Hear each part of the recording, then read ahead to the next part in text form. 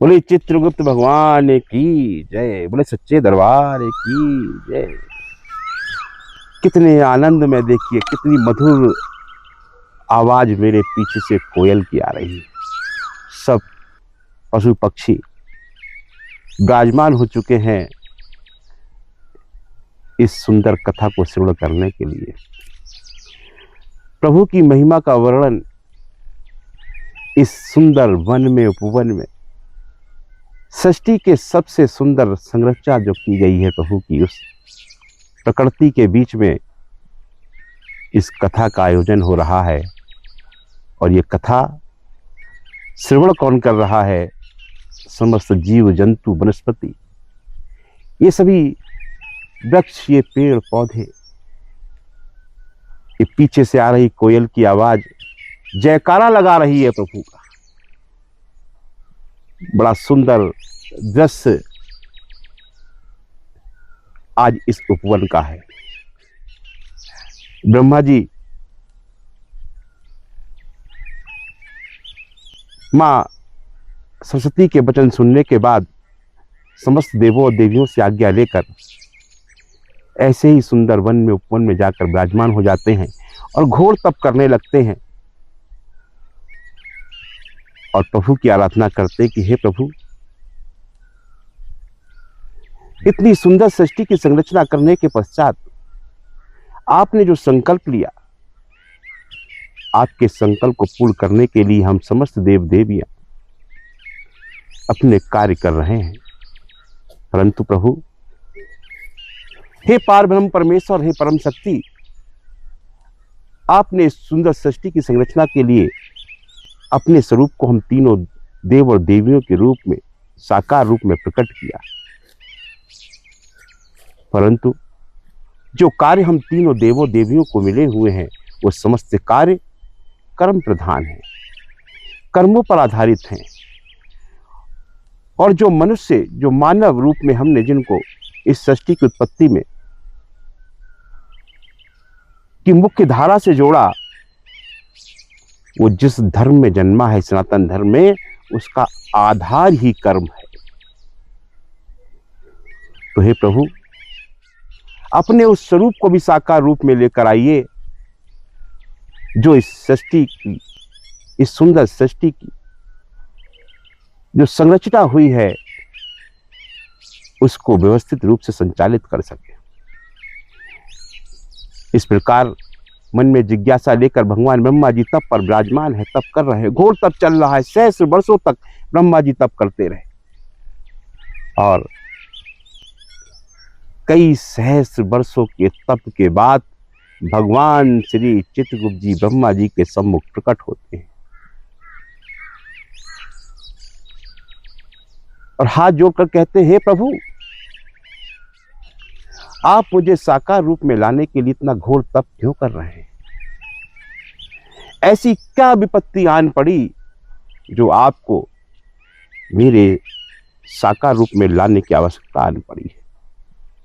ब्रह्मा जी अपने सम्मुख ऐसे वचन सुनकर, क्योंकि कई वर्षों से जब से तप कर रहे हैं, उनके उस वन उपवन में सिर्फ इन कोयलों की, इन चिड़ियों की चहचहाट के अलावा कुछ नहीं मिलता था। इस सुंदर उपवन में ब्रह्मा जी ध्यान मग्न थे। उनके सम्मुख जब कोई उनके कानों में कैसी बाड़ी पड़ती है, बड़े मधुर वचन पड़ते हैं, तो ब्रह्मा जी अपने नेत्र खोलकर देखते हैं और अपने सुंदर सम्मुख इतना सुंदर श्याम वर्ण देखकर ब्रह्मा जी अचंभित होते हैं और दोबारा उन्होंने अपने नेत्र बंद कर लेते हैं कि मैं जो दृश्य देख रहा हूं, कहीं ये कोई स्वप्न तो नहीं है। ब्रह्मा जी अपने नेत्र पुनः बंद करते हैं। भगवान श्री चित्रगुप्त जी, जो अब साकार रूप में प्रकट हो चुके हैं, वो पुनः कहते हैं कि हे प्रभु, आपने अपने नेत्र क्यों बंद कर लिए?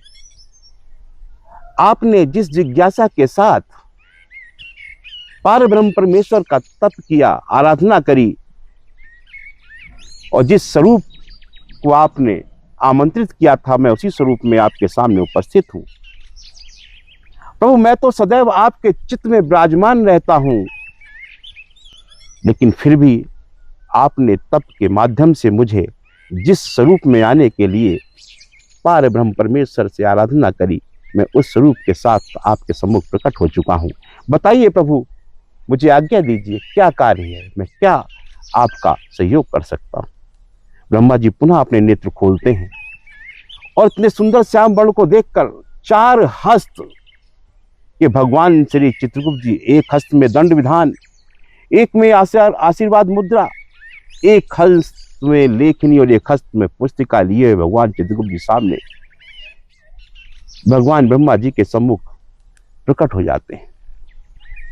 ब्रह्मा जी इतना सुंदर वर्ण देखकर बड़े ही प्रेम से प्रणाम करते हुए कहते हैं, प्रणाम श्री चित्रगुप्त, मैं आपको ही साकार रूप में लाने के लिए, आपके इसी स्वरूप को साकार रूप में लाने के लिए घोर तप कर रहा था। प्रभु श्री चित्रगुप्त जी कहते हैं कि प्रभु, ऐसी क्या विपदा आन पड़ी जो आपको मुझे इस स्वरूप में साकार रूप में लाने की अवस्था आन पड़ी। ब्रह्मा जी कहते हैं, जब पार ब्रह्म परमेश्वर ने, परम शक्ति ने इस सुंदर सृष्टि की संरचना का संकल्प लिया तो अपनी शक्ति को 3 रूप में विभाजित किया और उन 3 रूप में मैं श्री हरि नारायण, महादेव, माँ शक्ति, माँ लक्ष्मी और माँ सरस्वती के साथ में साकार रूप में आए और इस सुंदर सृष्टि की संरचना कर धीरे धीरे सृष्टि की उत्पत्ति हुई और उसका विस्तार होता चला गया। और इस सुंदर सृष्टि में सर्वप्रथम पंचतत्वों का निर्माण किया, उसके बाद इस सुंदर वनस्पति का निर्माण किया, पेड़ पौधों का, वृक्षों का निर्माण किया, जल का निर्माण किया, हर वो वस्तु जो जीवन के लिए बहुत आवश्यक है, उस सुंदर सृष्टि में उसकी आवश्यकता पड़ेगी, उन सब का निर्माण किया गया। और इन सब की सेवा करने के लिए हमने सबसे सुंदर जो निर्माण किया, जो अपना ही प्रतिबिंब, अपनी ही छाया के रूप में हमने मानव स्वरूप में पृथ्वी लोक पर विराजमान किया। ये मानव वही शिक्षा दीक्षा के अभाव में, वो मानव ज्ञान के अभाव में दानव प्रवृत्ति का होता चला गया और वो इस सुंदर सृष्टि को और इस सुंदर सृष्टि में जिन जीव जंतुओं को निर्माण किया, इस सुंदर वनस्पति का निर्माण किया, इन वृक्षों का निर्माण किया, इन्हीं के साथ खिलवाड़ करने लगा। उन्हीं पशु पक्षियों का भक्षण कर रहा है, इस वनस्पति को काट कर व्यर्थ कर रहा है, वृक्षों को काट रहा है। इस प्रकार के जो अनर्थ कार्य करने लगा, उसके अंदर कोई भय व्याप्त नहीं। तब हम तीनों देवों ने चिंतन किया और उस पर माँ सरस्वती ने हमें इस बात का ध्यान दिलाया कि जब तक आप स्वयं साकार रूप में इस वैकुंठ धाम में विराजमान नहीं होंगे, इस सुंदर सृष्टि का संचालन व्यवस्थित रूप से नहीं हो सकता। इसीलिए मैं इस घोर तप को कर रहा था आपको साकार रूप में लाने के लिए। प्रभु के ऐसे वचन सुनकर भगवान श्री चित्रगुप्त जी कहते हैं कि हे प्रभु, जब इस सुंदर सृष्टि का निर्माण आपके मां सरस्वती के द्वारा किया गया, तो इस सृष्टि में जो भी जन्मा है वो आपका पुत्र पुत्री है। उसको दंड देने का अधिकार आपको, माता सरस्वती को है, तो आप ही क्यों नहीं दंड देते। ब्रह्मा जी ऐसे वचन सुनकर बोले कि हे चित्रगुप्त, अगर हम तीनों देव उन मानवों को दंड देने का कार्य करेंगे, उन दानवों को दंड देने का कार्य करेंगे, तो सृष्टि पर उथल पुथल मच जाएगा। और मां सरस्वती मां होती है, मां ममतावश इतना घोर दंड नहीं दे सकती जिस दंड के वो भागी बन चुके हैं। मां की ममता, मां की करुणा उसके आगे आन पड़ती है। इसलिए आपको ही अब इस समस्या का समाधान निकालना होगा।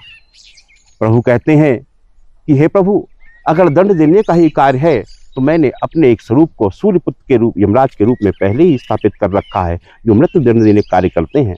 आप उन्हीं से कोई नहीं दंड देने का अधिकार दे देते।